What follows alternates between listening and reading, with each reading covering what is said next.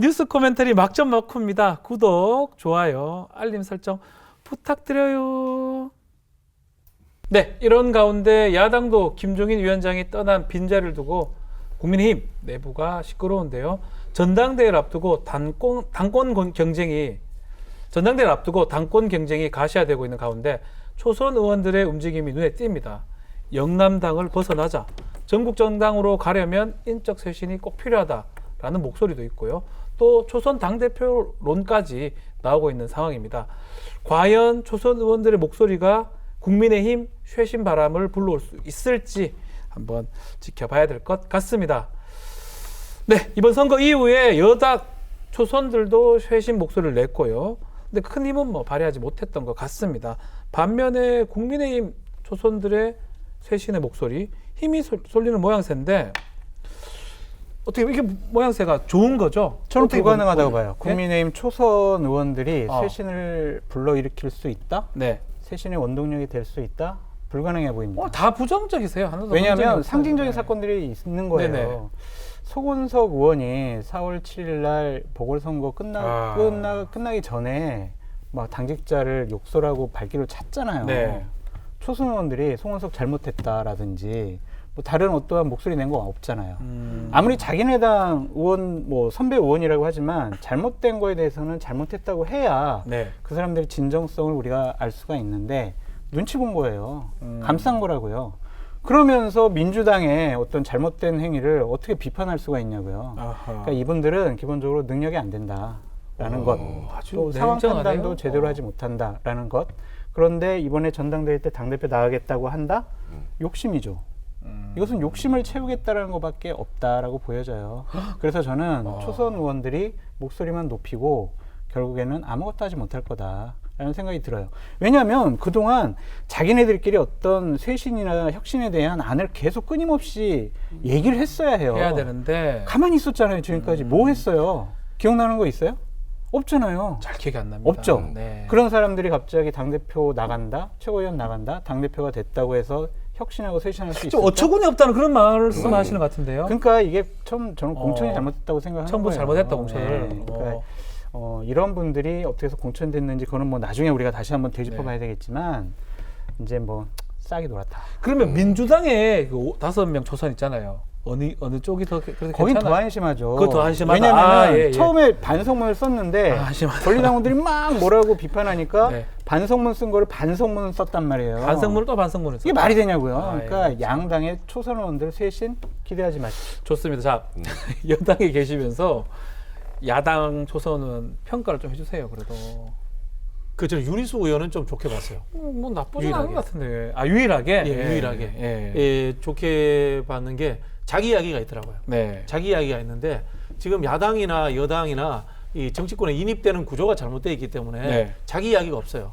여당 초선들이 이야기할 때 이 조국 장관 이야기하면서 성찰한다 그랬잖아요. 네. 그 언론에서 했던 이야기나 야당에서 했던 이야기하고 일맥상통하는 이야기면 똑같은 수준의 똑같은 이야기입니다. 얘기다. 그 정도 수준의 이야기할 거면은 솔직히 안 하는 게 맞죠. 네. 물론 문자 받았다고 또 그만하겠다고 하는 것도 또 더 우습고요. 더 우습고 마찬가지인데 저는 야당도 비슷하다는 생각이 드는데 자기 이야기 없이 언론이 바라는 이렇게 좀 흔히 하는 이 에피소드식의 발언, 좀 강성 발언 이런 걸로서 이 정치를 배운다면 그건 기본 정치가 아니다. 네. 정치가 우리 정치의 행동 방식으로서 한 두 가지라면 투쟁과 통합 이런 이야기를 하거든요. 네. 이 사람들이 투쟁은 그냥 옛날 하던 방식으로 해도 돼요. 근데 통합이라는 것은 자기 정책과 자기 주장이 있어야지 남과 다름을 확인을 하고 자기 정책을 법을 통과시키고 하거든요. 그런 부분에서는 저는 윤희숙 외에는 단 한 명도 그런 걸 보여주지 못했다. 저는 그렇게 생각합니다. 그것도 저는 조금 힘이 실리는 거 아닌가 이렇게 보는데 두 분, 우리 평론가 네. 두 분은 아예 그냥 지금 강한 비판하셨어요. 예. 아니 본인들이 하겠다는 네. 것 외에 쇄신의 방향이 없다. 뭔지 알 수가 없어요. 그 가치와 비전을 제시해야 되는데 그런 게 없었어요. 어떻게 초선 파워가 그렇게 약합니까? 어떻게 보십니까? 저는 그나마 조금 긍정적인 평가를 네. 붙이겠습니다. 여당 초선은 바로 진압이 됐잖아요. 네. 근데 야당 초선은 조금 그래도 다르지 않을까 진압이 기대를 안 해보는 되죠. 것이 예. 일단 국민의힘 의원 101명 중에 초선이 56명이에요. 네. 50%가 넘고요. 여당도 초선 의원 많다고는 하는데 그래도 74명 중에 81명이거든요. 네. 그리고 재보궐선거 전에 보면 여당은 뭐 초선 모임이라든지 초선의 목소리가 아예 없었어요. 그게 내부 비판이든 외부 비판이든 간에요. 근데 국민의힘은 뭐 이슈가 있을 때마다 초선 모임을 하긴 하더라고요. 뭐 청와대 앞에 가서 뭐 시위도 하고 피해 호소인 뭐 비판도 하고 이런 식으로요. 그래서 기본적으로 좀 숫자가 많다 보니까 파워도 여당에 비해서는 센 것 같고 그 야당 초선들 분위기를 보면은 김종인 위원장은 조금 긍정적으로 보는 것 같고요. 네. 그리고 홍준표 의원은 조금 부정적으로 보는 것 같더라고요. 그래서 아무래도 우리 야당이 갖고 있었던 좀 기존의 안 좋은 이미지, 뭐 지역주의라든지 뭐 강성 보수 이런 거에 대해서는 조금 벗어나야 된다는 게 확실히 초선들 의원 생각이어서 이번에 원내대표 선거가 이제 이달 말에 치러지잖아요. 그래서 물론 권성동, 김기현 의원이 양강은 맞는데 혹시나 이제 개혁적 성향의 유이동 의원이 초선표를 갖게 되면 또 모른다. 뭐 이런 얘기까지 나올 정도니까 초선의 영향이 조금 지금 있다. 장선우 씨가 웃어버렸어요. 유이동 네. 의원이. 유이동 의원이 어떻게 개혁적이에요? 뭘 그나마요. 개혁했어요? 예? 그 안에서는 그러니까 뭘 개혁했냐고. 그나마 얘기를 해봐, 개혁- 얘기를. 아니 그러니까 그나마, 우리가 예. 이제 기자분들한테 죄송하지만은 네. 언론에서는 싸움은 개혁이라고 생각하더라고요. 방향이 있어야 개혁이거든요. 어디로 가는지. 아하. 아니 제가 유이동하고 형동 사무소 되게 친한데 아, 예, 예. 되게 실망을 많이 한 게 수도권 3선인데 네. 과연 그것에 걸맞는 여러 가지 활동과 목소리를 냈냐? 없잖아요. 뭘 개혁했냐고요, 뭘. 아, 오늘 참 오늘 다 싫어요 대부분. 아니 그러니까 못가게 잘못한 못가게. 건 그러네요. 잘못한 거라고 해야지. 좋은 말씀인데. 근데 어쨌든 초선 의원들이 네. 다수인 건 사실이고 네. 이 영남당, 꼰대당에서 좀 벗어나야 된다라는 논리는 어느 정도는 좀 받아들일 필요가 있지 않습니까? 그걸 받아들여야죠. 그렇게 돼야 이제 당이 앞으로 대선을 치를 수가 있는데 만약에 이번 원내대표 선거 때 예를 들면은 김기현 의원이 영남뿐입니다. 그분이 되고 당대표 선거 때 주호영 의원이 됩니다. 영남뿐이잖아요. 당의 원투가 다 영남 사람? 이거는요. 뒤떨어져 아직도 저런 논쟁하고 있어요. 정말 이거는 말도 안 되는 일이 벌어지는 거예요. 다음번 대선을 치르지 못한 네. 정도의 이미지가 완전히 과거로 회귀됐다라고 좀 말씀드리고 싶어요. 이번 원내대표 선거가 상당히 주목됩니다. 아니, 원내대표도 마찬가지로 여기도 반장 선거잖아요. 그러면 초선들이 똘똘 뭉치기만 하면 한 명 뽑아낼 수 있는 거 아닌가요? 초선이나 좀 대표할 수 있는 사람. 근데 그 불가능한가요? 이해관계가 있어가지고요. 예. 다 영남 사람만 안 돼. 이런 식의 하나의 목소리가 안 나오더라고요. 나오지 그러니까 않는다. 저기는 네. 반장 선거를 하는데 너네 어느 동네 출신이야? 아, 동네까지 이걸로 뽑는 보고. 수준인 거고. 네. 우리는 그래도 이제 강원 양파가 있는 거고 차이가 있는. 근데 이게 전략적인 레벨의 차이가 엄청나네요. 전략적인 생각과 판단과 투표지 그냥 무조건 뭐 예를 들면 민주당에서 호남 당대표는 안 돼, 호남 원내대표는 안 돼. 우리 이런 그런 건 거는 없어요. 미리 걸르잖아요. 근데 지금 국민의힘 같은 경우에는 야당이다 보니까 사람이 네. 없다. 그래서 그러한 논쟁이 시작되고 있다. 우려스럽다라고 말씀드려요. 자, 통합 관련돼서도 의견이 좀 다양한데요. 초선들은 선 전당대회 후 통합 얘기를 하고 있고 또 중진 의원들은 선 통합 우세가 되는 것 같은데 이게 의견이 갈리는 배경을 좀 얘기 좀 해주시죠. 그러니까 주호영 원내대표이자 권한 대행만 네. 야 빨리 합당을 하자라는 생각이고 다른 중진 의원과 비대위원들은 아니야 이거는 그냥 통합 선언만 하고 우리 전당대회에서 정통성 있는 지도부가 뽑힌 다음에 네. 합당이라는 중요한 문제를 결정을 합시다라는 건데 저는 합당을 강하게 주장하고 있는 주호영 원내대표는 사심이 있다. 사심은 뭐죠? 라고 보여져요. 본인이 뭐 하고 싶은 거예요? 그러니까 이게 내막인데 어. 결국에는 주호영 대표 그래 정치는 오래 해왔지만 정치적인 브랜드가 없어요. 근데 당대표급이 되려면요. 당대표. 저 사람 딱 하면은 뭔가 딱 있어야 돼. 상징적으로. 네. 근데 주호영 원내대표 하면은 뭐가 있지? 막 그냥 그 생각밖에 안 드는 거예요. 그래요. 아, 뭔가 그래서 임팩트가. 예, 예. 아. 그래서 이번에 아. 자기의 브랜드로 예. 자 나는 대선을 앞두고 야권을 하나로 묶는 내가 통합형 어허. 그러한 리더십을 갖고 있는 사람이다. 아하. 그래야 내가 나같이 모든 걸 다 받아들이는 스폰지형 리더십을 갖고 대선 후보들을 관리할 수 있고 뭐 다른 야당도 관리할 수 있다. 나는 갈등을 조정할 수 있는 최적의 사람이다. 아. 라는 이미지를 주기 위해서 지금 안철수라는 변수를 없애려고 빨리 합당하자라고 하는 하고 거예요. 통합한 다음에 전당대 하자 그렇게 얘기한다라는 거네요. 자, 와, 주호영은 가만 주호영은 생각해 보면 별로 브랜드는 크게 없는 것 같아요. 아니 그거는 뭐 저 우원식 의원도 마찬가지고 송영길 홍준표 의원은 그냥 보면 조영 의원은 어땠어요? 그 정도면 괜찮지. 괜찮은데 이제 당대표 깜이냐, 대선을 치를 당대표 깜이냐라는 것은 또 다르게 판단해봐야 돼요. 조은희 대표도 이 방송 보는 걸로 알고 있는데 괜찮겠습니까? 저 친해요. 네. 근데 친한 사람일수록 더 강하게 욕하시더라고요. 하십니다. 아, 네. 쓴소리 해야죠. 네. 형님이랑은 좀 거리를 두겠습니다. 제가 코로나입니까? 네? 아, 친해지면 막 날선 비판하시는 것 같아서. 네. 그 안철수 대표는 전당대회 후에 통합하는 게 맞다 뭐 이런 입장인 것 같은데 오히려 좀 느긋해 보입니다. 뭘 노려요, 안철수? 네. 무슨 생각일까요? 왔다 갔다 하는 거죠. 아, 왔다 갔다 하는 거다, 이거는. 제가 이제 우리 장 소장님이 요즘 저한테 그쪽 그 국민의힘 내부 정보를 잘 안 줘요. 그래서 제가 이제 그쪽에 또 밀정을 네. 이제 하나씩 제가 하고 있습니다. 아, 심고 프락치가 있는데요. 있습니까? 세작이 있다. 예, 예. 그분들 말씀을 이제 좀 뭐 정설은 아닐 수도 있습니다만 정리를 해보면요. 조영 원내대표는 지금 이제 안철수 대표와 좀 관계가 좋아졌어요. 관계가 좋아졌고 조영 원내대표 입장에서는 안철수 대표가 일찍 들어오면은 그쪽 지분들을 받아가지고 자기 이제 도움을 받을 수 있다. 그렇게 이야기를 해주더라고요. 그런 측면이 있는데 안철수 대표는 또 왔다 갔다 하는 게 안철수 대표는 본인이 들어오겠다고 했잖아요. 그렇죠. 본인이 들어오겠다고 했는데 또 지금 뜸들이는 상황이 된 이유가 뭔가면은 제3지대 윤석열 총장이 하하, 뜨고 뭐 또 그러네요. 김종인 비대위원장이 또 밖에 나가고 이러니까 또 이제 생각이 또 조금씩 이제 변하는 거예요. 이게 전형적인 이제 우리 안철수 현상이죠. 이제 그런 상황이 된 건데요. 실제로 이제 그 안철수 대표와 정치하셨던 분들 중에 지역구로 출마하기 위해서 국민의힘에 입당하신 분들은 이미 많아요. 총선 때 제법 많이 있기 때문에 네. 안철수 대표는 전당대회라든가 합당 과정에 본인 갖고 있는 지분을 가지고 역할을 할 수 있는 그런 충분히 토대를 가지고 있어요. 그렇기 때문에 급할 게 하나도 없다. 저는 이렇게 보고 있는 것 같아요. 아하.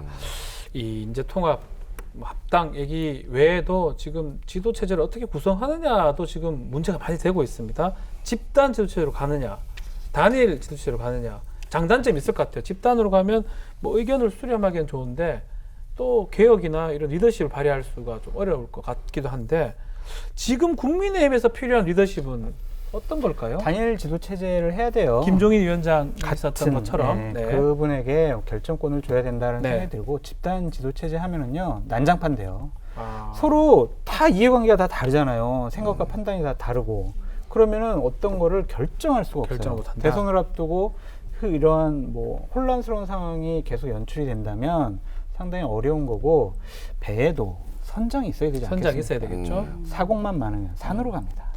그렇기 때문에 어떤 중심을 잡는 당대표 단일 지도 체제가 저는 이 정당에는 맞다라고 보여집니다. 그 지금 보면 초선들이 집단 지도 체제를 하면 조금 개입될 여지가 있다라는 거잖아요. 그러니까 단일 지도 체제는 중진들이 원하는 것 같다는 생각이 들고 지금 보니까 김무성 전 대표하고 유승민 전 의원 같은 경우도 집단 지도 괜찮다 이런 얘기거든요. 어떻게 평가를 하고 있습니까? 그러니까 말씀하신 게 네. 굳이 나누자면 이제 초선이나 유승민계 이런 데서는 집단 지도 체제 네. 그리고 재선그룹은 아예 공식적으로 집단 지도 체제 안 된다고 안 된다. 반대 의견을 밝혔고요. 이게 결과적으로 이제 야권 대통합을 고려를 해서 나온 얘기인데 이 단일 제도 체제는 당연히 뭐 당 대표 중심으로 강한 리더십이니까 우리가 제일 야당이다, 우리 후보를 내야 된다, 뭐 이런 입장이고요. 네. 집단 지도 체제는 야권 대통합에는 맞겠죠. 이제 뭐 안철수 대표한테도 당 지도부의 일정 권한을 줄 수 있고 장기적으로 봤을 때 뭐 윤석열 전 검찰총장까지의 통합을 노린다면 이게 맞는데 결국 국민의힘에서 좀 자강론이냐 아니면 야권 단일화가 중요하냐 이 논의에 따라서 집단지도 체제냐 아니면 단일지도 체제냐도 결정이 될 것으로 보입니다. 네. 김무성 전 대표나 유승민 전 의원 같은 경우는 집단 지도 체제 이야기를 하시더라고요. 이분들 속내는 뭘까요? 욕심이죠. 욕심이 있다고요? 네. 그분들 갈 길이 있나 아니, 거기서? 집단 지도 체제를 하면 자기가 아니면은 자기가 미는 사람이 당 대표나 최고위원직을 할 수가 있단 말이에요. 그럼 당의 의사결정에 상당한 부분 영향력을 끼칠 수 있기 때문에 본인들의 욕심 때문이다라고 보여져요. 네. 집단 지도 체제의 가장 큰 피해자가 김무성 대표예요. 우리 2015년도 했었잖아요. 당 대표 했을 때 집단 지도 체제였거든요. 최고위원 있잖아요. 아, 우리 당 대표 대표 최고위원 네. 이렇게 했어요. 뭘 결정을 할 수가 없는 거예요. 친박 최고위원들이 발목 잡고 안 돼. 서청원 최고위원.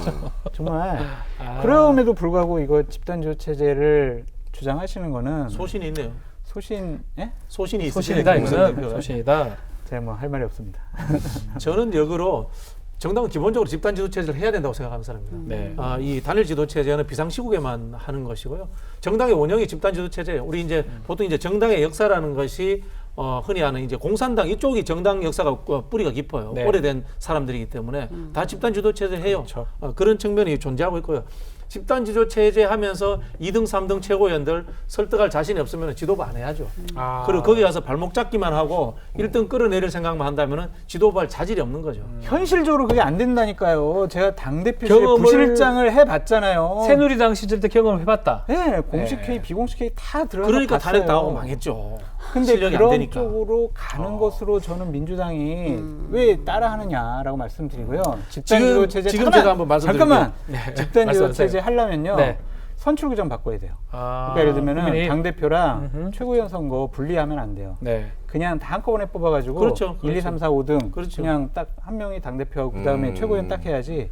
따로 뽑으면은요, 이거는 집단지도체라 볼 수 없어요. 네. 뭐 근데 이런 부분이 있어요. 지금 우리도 이제 단일성 체제를 해보니까 당 대표급들은 좀 급이 좀 되는 사람들이 나와요.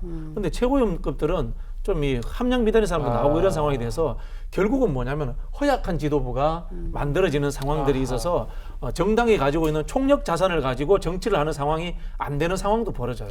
근데 우리 부대변인께서 그렇게 생각하시는 거는 이미 부대변님이 그 최고위원 이상급의 레벨이 됐기 때문에 그 사람들 보기에 이렇게 좀 감이 아니다라고 판단하시는 걸 수도 있다라고 말씀드립니다. 네.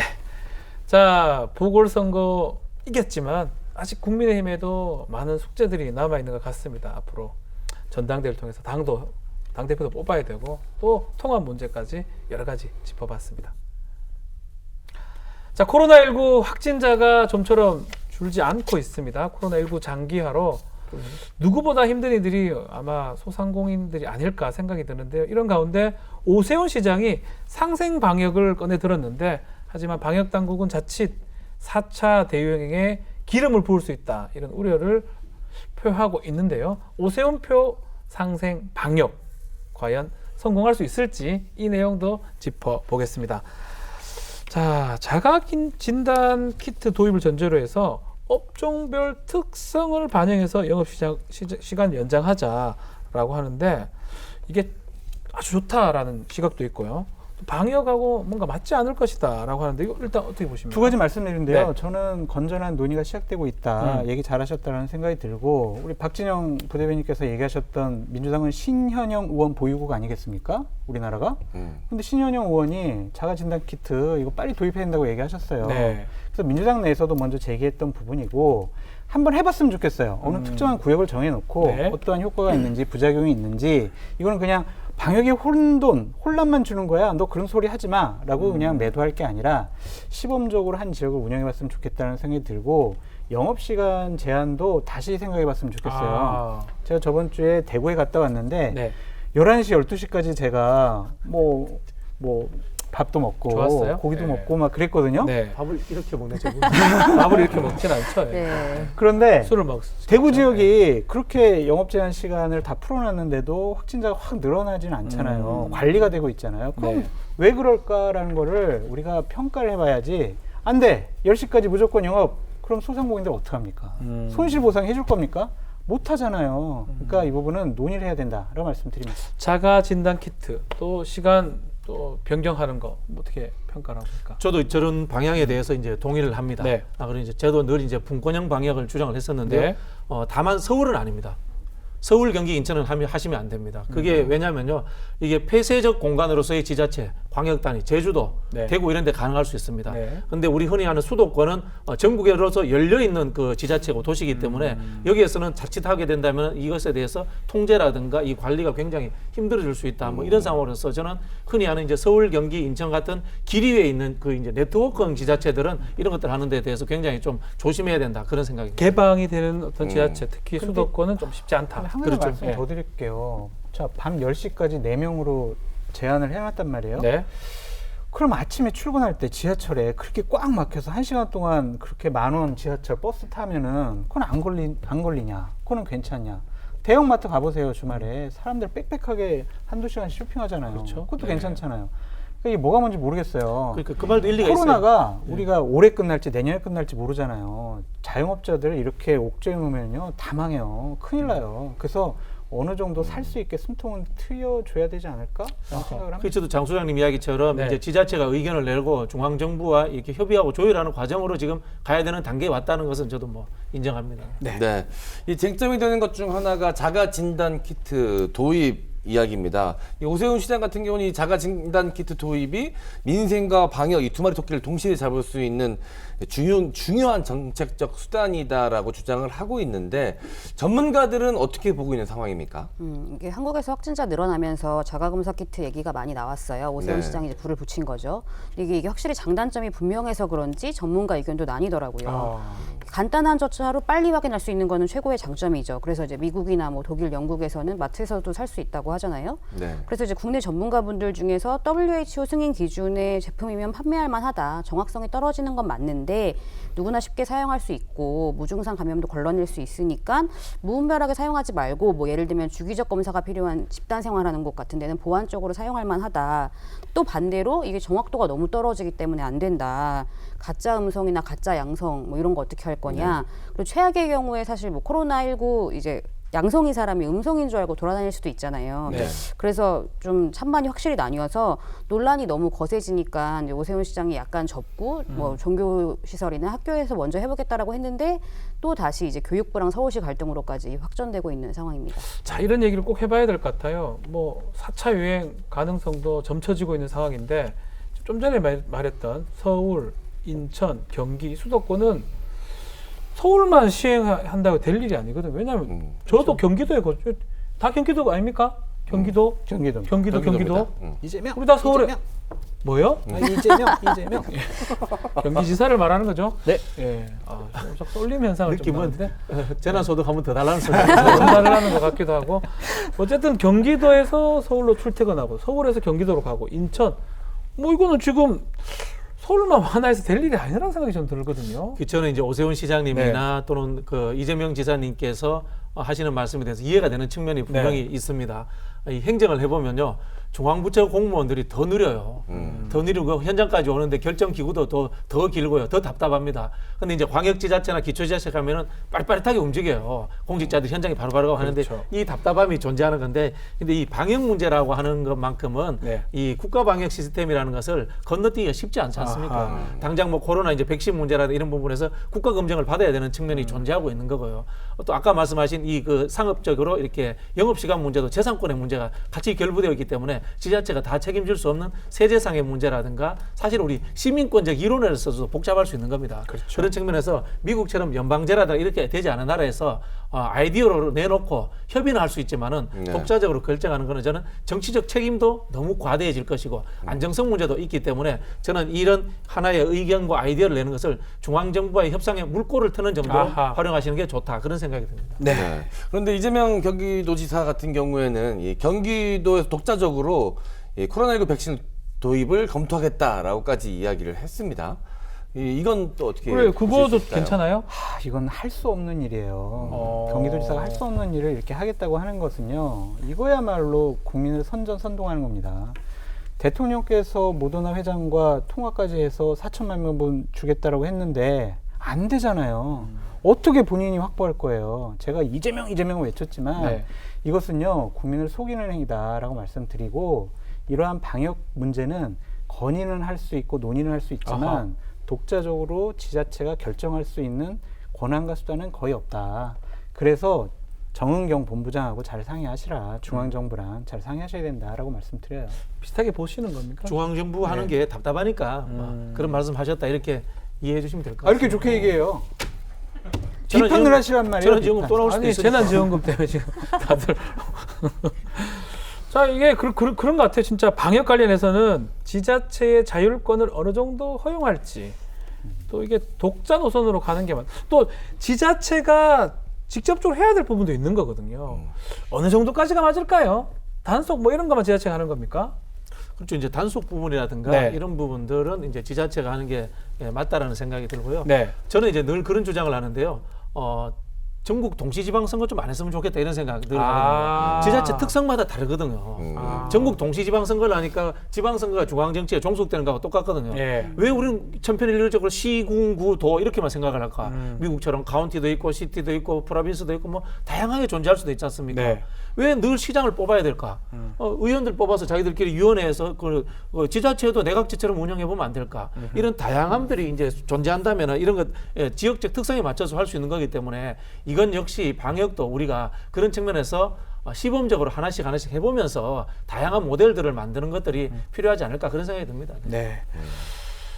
자, 코로나19 또 오세훈 서울시장 뭐 당선되자마자 또 오세훈표 방역 이게 내고 있는데 과연 이 방역이 이 서울시민 또 더 나아가서 우리 대한민국 방역하고 또 잘 조화롭게 될 수 있을지 또 그런 부분까지 봐야 될 것 같습니다.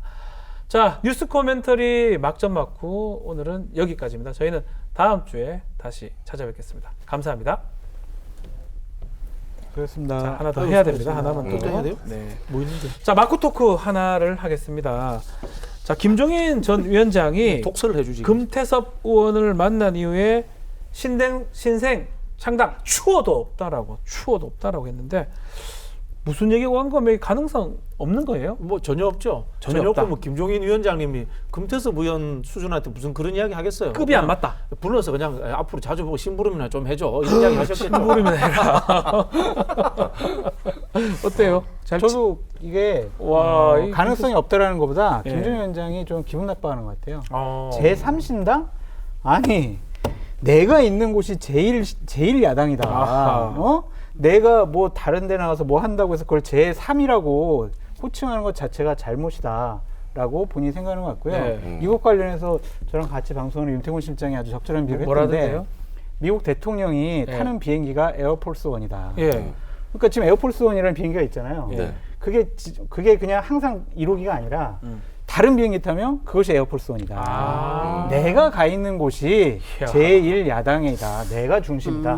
내가 태양이야. 이런 표현이라고. 모신 그럼 와, 김종인 위원장이 가는 곳이 최고다. 그렇죠. 제1 야당. 차 마실 때는 되게 잘 마시는 것 같은 느낌이었는데 사진상으로는 뭐 아무런 효과도 없는 거예요. 금태섭은 뭐하러 간 거예요 여기서? 그러니까 저는 뭐 생각은 없다는 건 거짓말은 아니겠지만 그 금태섭 의원의 신당 창당 아이디어를 들었을 거잖아요, 구상을.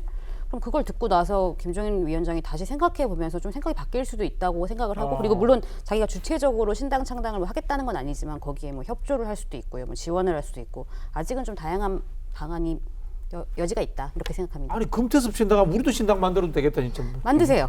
우리랑 JYP 신당 말씀하시는 장성철, 박진영 신당. 저는 거부하겠습니다. 지지합니다. 하나만 더 하죠. 윤석열 전 총장하고 김종인 위원장은 지금 많이 만나고 있을까요? 아, 그거는요. 제가 한번 얘기 안 했나요, 여기서? 네. 그 김종인 위원장 사위분이 있어요. 아, 지금 조용히 얘기해야 되는데. 아, 조용히 다 들려요. 네. 방송이니까. 사위 있다는 얘기를 되게 조용히 할 얘기예요. 사위가 있겠죠. 예. 사위가 있는데 지금 김앤장 변호사예요. 있겠죠, 뭐 어딘가에. 그분이 작년부터 윤석열 총장과 김종인 위원장 사이에 브릿지 역할을 하고 있어요. 그게 근데 그래서 이미 교감을 많이 이루고 하고 있다라는 생각이고 최근에 윤석열 총장에 대해서 김종인 위원장이 조금 이전과는 다른 좀 안 좋은 얘기 하잖아요. 예, 워딩이 약간씩, 뭐 약간씩. 출마하든 말든 뭐 나랑 뭔 상관이야 막 이러잖아요. 왜 그런지 알아요? 왜 그럽니까? 전화를 안 했대. 음. 비대위원장 끝나고 났으면 윤석열 총장이 전화해서 아 위원장님 그동안 고생하셨습니다. 고생하셨습니다. 제가 한번 네. 어디 제주도 가서 쉬었다 오시면 제가 저녁 한번 모시겠습니다. 그렇게 전화할 줄 알았는데 전화 한 통이 없다는 거예요. 그러니까 화난 거지. 속 좁은 사람들끼리 되게